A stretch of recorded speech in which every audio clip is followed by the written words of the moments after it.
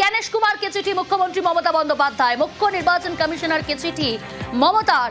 SIR প্রক্রিয়ায় ৭৭ জনের মৃত্যু নিয়ে ক্ষোভ প্রকাশ। ফের জ্ঞানেশ কুমারকে চিঠি দিলেন মুখ্যমন্ত্রী মমতা বন্দ্যোপাধ্যায়। মুখ্য নির্বাচন কমিশনারকে চিঠি মমতা বন্দ্যোপাধ্যায়ের আগেও আমরা দেখেছি জ্ঞানেশ কুমারকে চিঠি দিয়েছেন মুখ্যমন্ত্রী, আবারও জ্ঞানেশ কুমারকে চিঠি দিলেন মুখ্যমন্ত্রী। মুখ্য নির্বাচন কমিশনারকে চিঠি মমতা বন্দ্যোপাধ্যায়। কি উল্লেখ করা হয়েছে এই চিঠিতে অবশ্যই আপনাদের জানাবো, তবে তার আগে আরো একবার জানাই, ফের জ্ঞানেশ কুমারকে চিঠি মুখ্যমন্ত্রীর। মুখ্য নির্বাচন কমিশনারকে চিঠি মমতা বন্দ্যোপাধ্যায়। এসআইআর প্রক্রিয়ায় ৭৭ জনের মৃত্যু নিয়ে ক্ষোভ প্রকাশ। আবির রয়েছে আমার সঙ্গে টেলিফোন লাইনে। আবির, এর আগেও জ্ঞানেশ কুমারকে চিঠি দিয়েছেন মুখ্যমন্ত্রী মমতা বন্দ্যোপাধ্যায়, আবারও চিঠি দিলেন, কি উল্লেখ করলেন এবার চিঠিতে মুখ্যমন্ত্রী?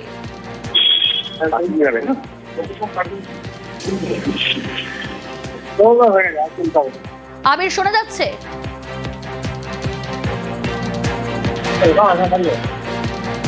আমরা আবারও যোগাযোগ করার চেষ্টা করছি, তবে তার আগে আরো একবার জানাই, ফের জ্ঞানেশ কুমারকে চিঠি দিলেন মুখ্যমন্ত্রী মমতা বন্দ্যোপাধ্যায়। মুখ্য নির্বাচন কমিশনারকে চিঠি মমতার। এসআইআর প্রক্রিয়ায় ৭৭ জনের মৃত্যু নিয়ে ক্ষোভ প্রকাশ করেছেন তিনি। অমর্ত্য সেন, জয় গোস্বামী দেবকে হিয়ারিং নোটিশ। আবির রয়েছে আমার সঙ্গে সরাসরি। আবির, ফের জ্ঞানেশ কুমারকে চিঠি মুখ্যমন্ত্রীর, কি উল্লেখ করলেন এবার চিঠিতে মুখ্যমন্ত্রী? দেখো, যে চিঠির কপি হাতে রয়েছে সেখানে মমতা বন্দ্যোপাধ্যায় উল্লেখ করেছেন সেটা হচ্ছে যে অমর্ত্য সেন, জয় গোস্বামী, সাংসদ দেব ওরফে দীপক অধিকারী, মোহাম্মদ সামি, এদের মতো যারা তারকা রয়েছেন, যাদের পরিচয় সম্পর্কে মানুষ অবহিত, তাদেরকেও হিয়ারিংয়ে নোটিশ পাঠিয়ে ডেকে পাঠানো হচ্ছে। এবং তাদেরকে ডেকে পাঠানোর পিছনে যে সমস্ত কারণ তাদেরকে বলা হচ্ছে, সেই কারণের যৌক্তিকতা নিয়ে প্রশ্ন তোলা হয়েছে। এবং নির্বাচন কমিশনের যারা দায়িত্ব রয়েছেন তাদেরকে এই সংক্রান্ত বিষয়ে কি ভূমিকা পালন করছেন তারা, সেই প্রশ্ন দিনকে তুলেছেন হচ্ছে মুখ্যমন্ত্রী তার এই চিঠিতে। দ্বিতীয়ত, তার এই চিঠিতে উল্লেখ করা হয়েছে যে লজিক্যাল ডিসক্রিপেন্সির বিষয়। তুমি জানো, এটা নিয়ে এর আগেও তৃণমূল কংগ্রেসের তরফ থেকে বারবার ধরে প্রশ্ন তোলা হয়েছে এবং যেভাবে নাম কেটে দেওয়া হচ্ছে সেক্ষেত্রে দাঁড়িয়ে গতকালকেও হাজরার সভা থেকে সরব হয়েছিলেন মমতা বন্দ্যোপাধ্যায় এবং সেখানে তিনি উল্লেখ করেছিলেন যে লজিক্যাল ডিসক্রিপেন্সির মধ্যে দিয়ে আইটি সেলকে ব্যবহার করে ব্যাকএন্ড থেকে যেভাবে নাম কাটা হচ্ছে তাতে মানুষ নিজেরাও জানতে পারবে না যে কখন তাদের নাম বাদ হয়ে গিয়েছে। এছাড়া তিনি যে প্রসঙ্গের কথা উল্লেখ করেছেন সেটা হচ্ছে যে মাইক্রো অবজারভারদের যে ভূমিকা তা নিয়ে প্রশ্ন তুলেছেন এবং সেখানে কিভাবে মানুষকে বিব্রত হতে হচ্ছে, হয়রানির শিকার হতে হচ্ছে, সেইটা তার চিঠির মধ্যে উল্লেখ রয়েছে। এছাড়া গঙ্গাসাগর মেলা চলছে, সেখানে প্রচুর মানুষজন এখানে ইতিমধ্যে আসতে শুরু করে দিয়েছে। সেখানে দায়িত্ব দেওয়া হয়েছে, কারণ সেখানে সাধারণ নাগরিকরা যাবেন, তাদের নিরাপত্তার দায়িত্বটা দেওয়া কাজ।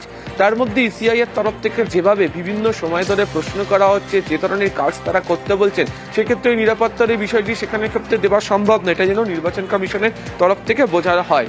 এবং অবশ্যই একটি গুরুত্বপূর্ণ বিষয় তিনি উল্লেখ করেছেন এক পরিযায়ী শ্রমিকদের ক্ষেত্রে, আর অপরটি হচ্ছে যারা বিবাহিত যারা মহিলারা রয়েছেন তাদের বিয়ের আগে তাদের যে বাসস্থান, বিয়ের পরের যে বাসস্থান সেখানে বদল হওয়ার পর নতুন করে নাম তোলার ক্ষেত্র বা নাম তোলার যে জায়গা তৈরি হয়, তারপরেও কেন নির্বাচন কমিশনের তরফ থেকে তাদের এই সহজ বিষয়, বাস্তবসম্মত বিষয়কে বোঝা হচ্ছে না, হিয়ারিংয়ে ডেকে পাঠানো হচ্ছে, সেই প্রশ্নও এই চিঠিতে তুলেছেন মুখ্যমন্ত্রী।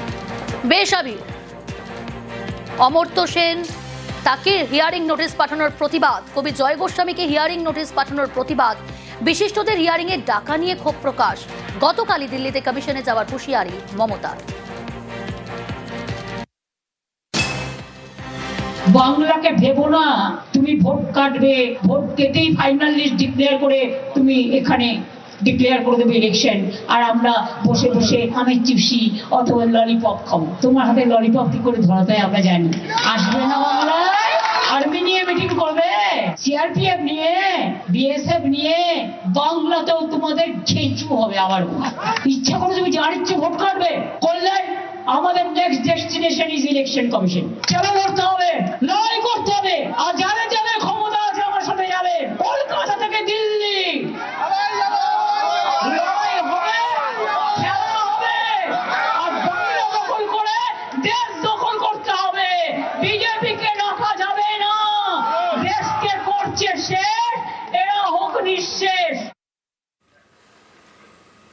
গত বৃহস্পতিবার আইপ্যাকের কর্ণধার প্রতীক জৈনের বাড়ি এবং অফিসে ইডির অভিযান। প্রতীক জৈনের পরিচারিকাকে এবার জিজ্ঞাসাবাদ পুলিশের। প্রতীক জৈনের বাড়ি নিরাপত্তা রক্ষীকেও জিজ্ঞাসাবাদ। শেক্সপিয়ার সরণি থানায় দুজনকে জিজ্ঞাসাবাদ। অমিত রয়েছে, আরো বিস্তারিত জানার চেষ্টা করব। অমিত, গত বৃহস্পতিবার আইপ্যাকের কর্ণধারের বাড়ি এবং অফিসে ইডির অভিযান। পরিচারিকা এবং নিরাপত্তা রক্ষীকে, তার বাড়ির নিরাপত্তা রক্ষীকেও জিজ্ঞাসাবাদ শেক্সপিয়ার সরণি থানার। কি জানা যাচ্ছে এখনো পর্যন্ত, কি জিজ্ঞাসাবাদ করা হচ্ছে তাদের? দেখো, বৃহস্পতিবারের এই ইডির অভিযান ঘিরে ইতিমধ্যে শেক্সপিয়ার সরণি থানাতে দুটো এফআইআর রুজু করা হয়েছে পুলিশের তরফে। একটি করা হয়েছে শতপ্রণোদিত মামলা, অন্যটি তৃণমূল কংগ্রেসের তরফে তৃণমূল কংগ্রেসের সুপ্রিমো মমতা বন্দ্যোপাধ্যায় যে লিখিত অভিযোগ করেছিলেন শেক্সপিয়ার সরণি থানাতে, যে তার দলীয় বিভিন্ন কনফিডেন্সিয়াল এভিডেন্স বা ডিজিটাল এভিডেন্স এবং নথি চুরি করার উদ্দেশ্য নিয়ে ইডি আধিকারিকরা সেখানে তল্লাশি অভিযান চালাচ্ছেন, চুরি করার উদ্দেশ্য নিয়ে সেখানে রেড করছেন। সেই প্রেক্ষিতে আরও একটি মামলা হয়।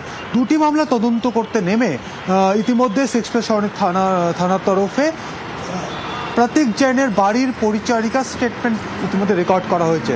স্টেটমেন্ট রেকর্ড করা হয়েছে এই আবাসনে প্রতীক জৈন থাকেন। সেই আবাসনে বুধবার রাত থেকে বৃহস্পতিবার ভোর সকাল পর্যন্ত এবং বৃহস্পতিবার সকাল থেকে বিকেল পর্যন্ত যে সমস্ত নিরাপত্তা রক্ষী সেখানে দায়িত্বে ছিলেন তাদের স্টেটমেন্ট রেকর্ড করা হয়েছে। এমনকি ক্লোজ সার্কিট ক্যামেরার ফুটেজ এবং ডিভিআর সেটা বাজেয়াপ্ত করা হয়েছে এবং তারপর আগামী দিনে কিন্তু সেগুলো ফরেন্সিকে পাঠানো হবে পুলিশের তরফে। মূলত কি উদ্দেশ্য নিয়ে পরিচারিকার স্টেটমেন্ট রেকর্ড করা হলো পুলিশের তরফে? যেহেতু অভিযোগ উঠছে যে সেখানে জোর করে ইডি আধিকারিকরা নাকি সেখানে প্রবেশ করেছিলেন। তো সেখানে যে সময় ইডি আধিকারিকরা সেখানে আসেন, অর্থাৎ সকাল 6:20 সেই সময় কে দরজা খুলে দিয়েছিলেন? ইডির যে রিপোর্ট রয়েছে, ইনসিডেন্ট রিপোর্ট, তাতে ইডি আধিকারিকরাও যেটা জানাচ্ছে যে পরিচারিকা সেই বাড়ির দরজা প্রথমে খোলেন। এমনকি কলকাতা পুলিশের তরফে যারা জানতে পেরেছেন তদন্ত করতে গিয়ে পরিচারিকা যিনি ছিলেন তিনি প্রথমে সকালবেলা দরজা খুলে দেন এবং ইডি আধিকারিকরা নিজের পরিচয় দেন এবং প্রতীক জৈনের তারা খোঁজ করেন। সেক্ষেত্রে প্রতীক জৈন ছাড়া সেদিন বাড়িতে কে কে ছিলেন, প্রতীক জৈন কখন এলেন, প্রতীক জৈনকে কি সেই পরিচারিকা গিয়ে ডেকে আনলেন, এই বিষয়গুলো কিন্তু স্টেটমেন্ট আকারে রেকর্ড করা হয়েছে তার পরিচারিকার কাছ থেকে। আর কি কি ঘটেছিল, অর্থাৎ পুলিশ পৌঁছেছিল হচ্ছে 11:15 তার আগে, অর্থাৎ সকাল 6:20 থেকে 11:15 মাঝে যে প্রায় 4 ঘন্টার বেশি সময়, এই 4 ঘন্টাতে কি হয়েছিল সেই কারণে সেই বিষয়গুলো জানার জন্য যেমন ক্লোজ সার্কিট ক্যামেরার ফুটেজ যেমন এক্সামিন করা হবে, একই সঙ্গে পরিচারিকার স্টেটমেন্ট রেকর্ড করা হয়েছে এবং আগামী সময়ে প্রতীক জৈনের স্টেটমেন্ট রেকর্ড করা হবে, তার স্ত্রীর স্টেটমেন্ট রেকর্ড করা হবে, কারণ তারা দুজনই তার ওই বাড়িতেই ছিলেন এবং তার মাও সকাল 10:30 পর্যন্ত ওই বাড়িতে ছিলেন। পরবর্তী সময়ে তাদের কোনো আত্মীয় হাসপাতালে ভর্তি ছিলেন, ইডির পারমিশন নিয়ে তিনি বেরিয়ে এই সমস্ত তথ্যই জানতে চায় পুলিশ আধিকারিকরা। বেশ, যেমনটা বললাম, আইপ্যাকের কর্ণধার প্রতীক জৈনের বাড়ি এবং অফিস দুই জায়গায় ইডির অভিযান। এবার আইপ্যাক রক্ষীদের বয়ান রেকর্ড করবে বিধাননগর পুলিশ। ইডি অফিসাররা এসে কি জানতে চান এ বিষয়ে জানার চেষ্টা করব। অপর প্রতিনিধি অনুপ রয়েছে আমার সঙ্গে। অনুপ, বিধাননগর পুলিশ কর্তারা কি জানতে চায় আইপ্যাকের নিরাপত্তা রক্ষীদের কাছ থেকে? দেখো, এবার আইপ্যাক অফিসে 2 থেকে 3 জন যে নিরাপত্তা রক্ষী তাদের বয়ান যে করে প্রক্রিয়া শুরু করলো বিধাননগর পুলিশ। যেদিন তল্লাশি অভিযান হয়েছিল আইপ্যাকের অফিসে, মূলত অফিসাররা কি বলেছিল তাদেরকে এবং কি কথাবার্তা তারা বলছিল এবং কোন কোন গতিবিধি তাদের ছিল, এই সমস্ত কিছু জানতে চায় পুলিশ। সেই কারণেই তাদের বয়ান রেকর্ড করা হবে। তো তাই না, এর আগে দেখা গেছিল যে ইডির পক্ষ থেকে যখন তারা তল্লাশি অভিযান করেছিল সেখান থেকে কিন্তু ফুটেজ সংরক্ষণের প্রক্রিয়া শুরু করেছিল। এবারে কিন্তু একেবারে যারা নিরাপত্তা রক্ষী ছিল আইপ্যাক দপ্তরের, তাদের বয়ান কিন্তু গুরুত্বপূর্ণ এমনটা মনে করছে এবং তাদের গতিবিধি থেকে শুরু করে তারা কোন কোন ফাইল প্রথমে খোঁজার চেষ্টা করছিল, কোনো কথাবার্তা বলেছিল কিনা, এই যাবতীয় বিষয় কিন্তু বয়ান যেটির মধ্যেই রেকর্ড করতে চায়। অন্যদিকে সিসিটিভি যে ফুটেজ, সেই ফুটেজ সংরক্ষণের প্রক্রিয়া সেটা আগেই শুরু করা হয়েছিল পুলিশের পক্ষ থেকে। বেশ, সঙ্গে থাকো।